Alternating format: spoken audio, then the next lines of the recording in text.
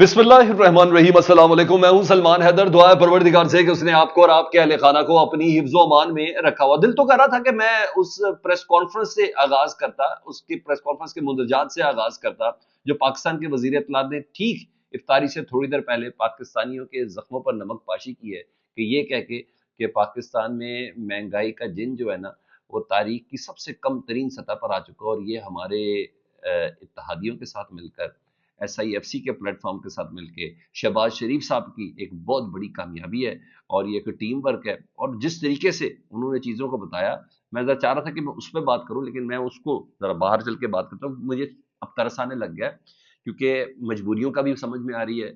और जब इतना बड़ा सीनियर बंदा नून लीग का जब ये कह रहा हो कि इरफान सिद्दीकी साहब क्या करे, नवाज शरीफ साहब कॉम्प्रोमाइज़ किए बगैर रह नहीं सकते, वो कॉम्प्रोमाइज़ करके ही इस वक्त जो हुकूमत है उसको चला रहे हैं, क्योंकि हमारी इत्तेहादी हुकूमत है। लेकिन वो ये नहीं बता सके इत्तेहादी हुकूमत में परवेज खटक साहब कहाँ से आ गए, उनको किस तरीके से काबीना में शामिल किया गया। इत्तेहादी हुकूमत में इस्तेहकाम पाकिस्तान पार्टी के तीनों बंदों को वजीर कैसे बना दिया गया, जिसमें अलीम खान और ओन चौधरी शामिल हैं। उनका नून लीग से क्या ताल्लुक है? इवन नवाज शरीफ साहब ने ओन चौधरी साहब को जाके वोट क्यों दिया?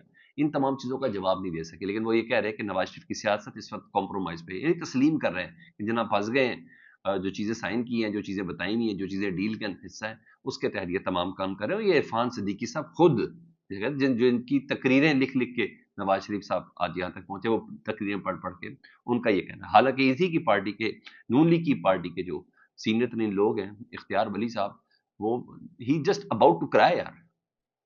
वो बंदा कह रहा है, अब वो यहाँ तक आ गया, उन्होंने कहा मुस्लिम लीग नून में अगर किसी के पास पंजाब की CV या डोमिसाइल ना हो तो क्या वो हल्का रह जाता है? यानी मुझे इस बिना पर काबीना का हिस्सा नहीं बनाया गया कि वो मेरी परवेज खटक के साथ मुखालफत इस वजह से कि वो मेरे मेरे घर के रास्ते से आगे उसकी रैली गुजरती, ये भी नौशहरा के हैं। वो नवाज शरीफ को गालियां देता है, वो नवाज शरीफ की बेटी को गालियां देता है, और उसको इस गालियां देने पर नवाज शरीफ की ने अपने भाई की काबीना के अंदर शामिल कर लिया। मेरा कसूर क्या है? तो उस मौके पर जब ये चीजें तस्लीम हो रही हो ना, तो बंदा कहता है यार थोड़ा तरस ही खाना चाहिए, नहीं तो और क्या किया जा सकता। मैं आता हूं फिर उस प्रेस कॉन्फ्रेंस की तरफ जो अता तारड़ साहब ने की। लेकिन उससे पहले मैं आपको बता दूं कि इमरान खान साहब का जो अडियाला में जो तिब्बी मुआयना था, वो मुकम्मल हो गया, और मेडिकल टीम बानी PTI का तिब्बी मुआयना मुकम्मल करने के बाद वापस रवाना हो चुकी है। तकरीबन आधा घंटा इमरान खान साहब के साथ ये लोग रहे हैं जी। और मैंने डॉक्टर्स के नाम आपको पहले ही बता दिए थे कि जो इसके अंदर शामिल थे, जिन डॉक्टर्स ने पिम्स के किया। और इमरान खान साहब के कान का कोई इन्फेक्शन और दीगर तमाम चीज़ें, 3 मर्द और 1 फीमेल डॉक्टर इसके अंदर मौजूद थी, वो थी। अब मुझे ये जब ये मुआयना मुकम्मल हुआ तो आफ्ताब इकबाल साहब, उन्होंने अपने व्लॉग में इस बात का इंकशाफ किया, क्योंकि मैं इसको इसलिए डिस्कस करूँ कि PTI के ऑफिशियल पेज के अंदर भी ये बात आ गई है।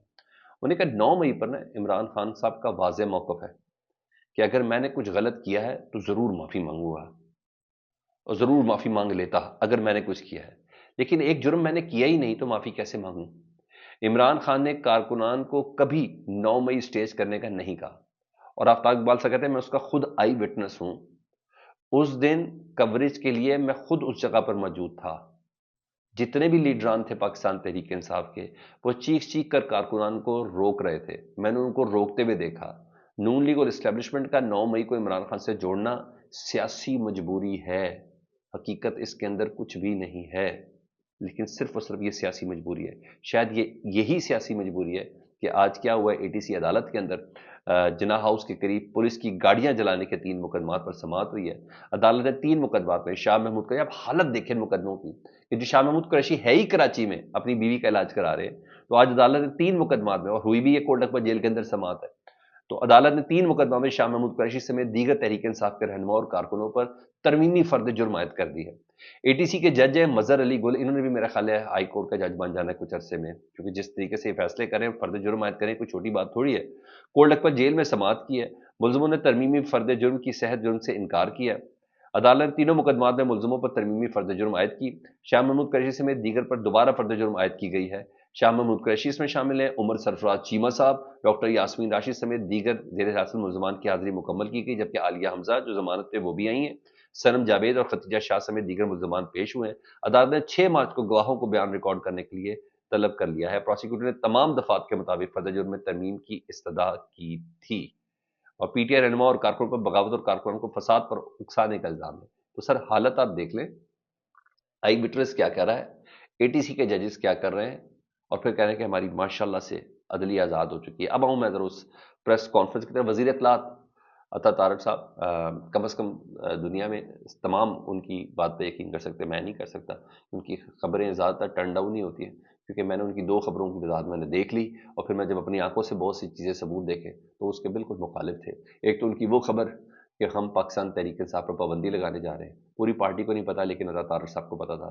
پتا چلا کہ شہباز شریف صاحب نے عطا طارق صاحب کو کہا تم کہہ دو کہ مجھے کسی نے کہہ دیا ہے تو اوکے، اور اس کے بعد وہ خبر کہاں گئی، کیا ہوا، آج تک کسی کو نہیں پتا چلا۔ اسی طرح 26 نومبر کی صبح جب سڑکیں دھوئی گئی تھیں تو اس وقت انہوں نے کہا دیکھیں یہاں آپ کو کسی کو خون کا قطرہ، کوئی گولی کا خول نظر آ رہا تو مجھے بتائیے۔ جو گاڑیاں تباہ ہوئی ہیں، یہ ساری ٹوٹ پھوٹ ہوئی ہوئی ہے، یہ تمام کی تمام پی ٹی اے والے جاتے جاتا اپنی گاڑی تباہ کر کے گئے تھے۔ اس کے بعد میں نے کہا کہ 1 2 تو ہوتا، یہ 3 بار ایک بندہ، تو مجھے اس کی بات پہ یقین نہیں ہے۔ لیکن بہرحال وزیر اطلاعات ہیں، عطا طارق صاحب ہیں، ظاہری بات ہے جب تک وہ وزیر ہیں ان کی باتیں خبر بھی ہوں گی، رپورٹ بھی ہوگی، وہ کرنا بھی چاہیے جی۔ انہیں کہا ہے جی 4 مارچ یعنی کل کی تاریخ جو ہے وہ 2025 مسلم لیگ نون کی مخلوط حکومت کا 1 سال مکمل ہو جائے گا۔ شہباز شریف نے 4 مارچ 2024 کو اپنے عہدے کا حلف اٹھایا تھا۔ ملک کی سمت کے حوالے سے بہت سی قیاس آرائیاں چل رہی تھیں، بہت سے لوگوں نے شرطیں لگا رکھی تھی کہ معیشت نہیں سنبھلے گی، ملک ڈیفالٹ کی طرح دہانے پر ہے، لیکن سیاسی جماعت نے پاکستان کے خلاف آئی ایم ایف کو خطوط لکھے، یہ پی ٹی اے کی طرف اشارہ کر رہے تھے۔ کچھ چیزیں سیاست سے بالاتر ہوتی ہیں، ہم نے ریاست کے لیے اپنی سیاست کو قربان کر دیا۔ اچھا جی، آپ نے بہت کچھ قربان کیا سر جی، اور کس کے لیے کیا یہ ابھی آپ کو پتا چلے گا۔ وزیر اعظم شہباز شریف صاحب کی قیادت میں ملکی مفاد میں فیصلے کیے۔ آج مہنگائی وہ کہتے ہیں 1.5% کی کم ترین سطح، یعنی جو محکمہ اعداد معاشیت یا آپ کہہ لیں شماریات نے اس سے بھی نیچے چلی گئی ہے، یعنی وہ بات اسٹیٹ بینک سے بھی اوپر لے گئے۔ وہ کہتے ہیں کہ آج مہنگائی 1.5% کی کم ترین سطح پر آ چکی ہے۔ 9 سال 5 ماہ پہلے ستمبر 2015 میں مہنگائی 1.3% تھی۔ 9.5 سال کے بعد آج مہنگائی کی کم ترین سطح ہے۔ سر جی مہنگائی بڑھنے کی شرح سے متعلق آپ بات کر رہے ہوں، وہ بھی آپ کہہ رہے ہیں، نہیں تو مجھے بتائیے گا اگر مہنگائی 2015 کی سطح پر آ گئی ہے تو آج پاکستان میں لوگ افطاری کے لیے کیوں ترس رہے ہیں، سحری کے انتظامات کے لیے کیوں ترس رہے ہیں، چولہے کیوں ٹھنڈے ہیں گیس کی غیر موجودگی کی وجہ سے، یہ سب کیوں ہے؟ ذرا جائیں پتہ تو کرے سیب کیا بھاؤ ہے، پتہ تو کرے کیلے کیا بھاؤ ہے، پتہ تو کرے انار کیا بھاؤ ہے۔ یہ بنیادی چیزیں ہیں کہ ہر انسان کو افطاری کے اندر کم از کم تھوڑا بہت اتنا سا پھل ول میسر آ جائے، تھوڑا پتہ تو چلے، تو پھر آپ کو بڑا خوبی اندازہ ہو جائے گا۔ بہرحال وہ کہہ رہے کہ جی کم ترین 9.5 سال کے بعد آج مہنگائی کی کم ترین سطح ہے، شرح سود میں کمی ہوئی ہے، سٹاک ایکسچینج میں بہتری آئی ہے، خارجہ محاذ پر پاکستان تحریک انصاف دور حکومت میں پاکستان عالمی سطح پر تنہائی کا شکار تھا۔ وزیر اعظم کا دورہ ازبکستان کے موقع پر پاکستان کا پرچم ہر شاہراہ پر دیکھا گیا۔ عالمی سطح پر پاکستان کے لیے اچھے جذبات و تاثرات کا اظہار کیا جائے۔ بھائی وہ کہہ رہے ہیں کہ ہم نے تو بلے بلے کر دی 1 سال کے اندر۔ مجھے آپ نے کامنٹس میں بتانا ہے کہ بلے بلے کیا ہے، میں تو ایسی بہت سی چیزیں بتا سکتا ہوں۔ بلے بلے میں کہتا ہوں 26ویں ترمیم کی شکل میں کی ہے، بلے بلے میں کہتا ہوں آپ نے مخصوص نشستوں کے فیصلے پر عمل درآمد نہ کر کے کیا، بلے بلے میں کہتا ہوں آپ نے جس طریقے سے گراؤنڈ میں کھیلا ایک سیاسی جماعت کو ہاتھ اور پیر اور انتخابی نشان باندھ کر، بلے بلے اسے گئے نا سر جی، اس کو تسلیم کریں کہ بروٹ میجورٹی کسے کہتے ہیں، اسے بتائیں کہ آپ نے صافی حضرات پر پیکا ایکٹ کس طریقے سے لگایا ہوا ہے، یہ اس پہ بات کریں نا کہ پاکستان میں اس پہ بلے بلے کیوں نہیں ہے کہ آج 1.5 سال 2.5 سال 1.5 سال ہونے والا ہے، بلکہ سال سے زیادہ ہو گیا ہے کہ ہم لوگ وی پی این استعمال کر کے سوشل میڈیا کو استعمال کر رہے ہیں۔ ہمیں اس پہ بلے بلے کیوں نہیں کر رہے کہ ہم نے انٹرنیٹ کی اس حد تک بندش کر دی ہے کہ پاکستان میں جو بیسکس تھی، جو بندے تھوڑا بہت انٹرنیٹ کی دنیا سے اپنا کام کر رہے تھے، آن لائن کام کر رہے تھے، کوئی ڈیجیٹل مارکیٹنگ کر رہے تھے، ان کو کس حد تک ہم لوگوں نے کنٹرول کر کے رکھ دی ہے۔ اس پہ کیوں نہیں کر رہے؟ کس ایکسپورٹ کی بات کریں، کوئی نام تو ایکسپورٹ کا بتائیں، وہ نام تو بتائیں جو اس 2 سال میں آپ نے 1 سال کے اندر جو آپ نے ایکسپورٹ بڑھا دیا، بلکہ 3 سال کا حساب دے۔ پی ڈی ایم 1 بھی آپ ہی کا تھا، کیئر ٹیکنگ سیٹ اپ بھی آپ کا تھا، یہ بھی گورنمنٹ آپ کی ہے، اور یہ تینوں سیٹ اپ الائز کے ساتھ ہی تھے، اتحادیوں کے ساتھ ہی تھے۔ تھوڑا ہمیں بھی تو بتائیں، ہم آپ کے ترے گنوائیں ذرا، ہم بتائیں آپ کو، تو بھائی آپ یہ کہیں کہ آپ کی یہ کامیابی ہے اور کچھ بھی نہیں۔ اس لیے میں نے کہا اس پہ ذرا کم ہی یقین کیا جائے تو بہتر ہے۔ آپ کو پتا ہے ڈونلڈ ٹرمپ صاحب نے نا 2 دن سے نا، ایک تو وہ یوکرین والا معاملہ تھا، وہ تو سب تھا، تو انہوں نے ایک اور چیز کرنا، بٹگرام جو ایئر بیس ہے نا وہ ہم نے واپس لینی ہے افغانستان سے، اور جتنا بھی ہمارا اسلحہ ہے نا افغانستان میں نے سارا واپس لینا، چاہے کچھ بھی ہو جائے، ٹھیک ہے جی۔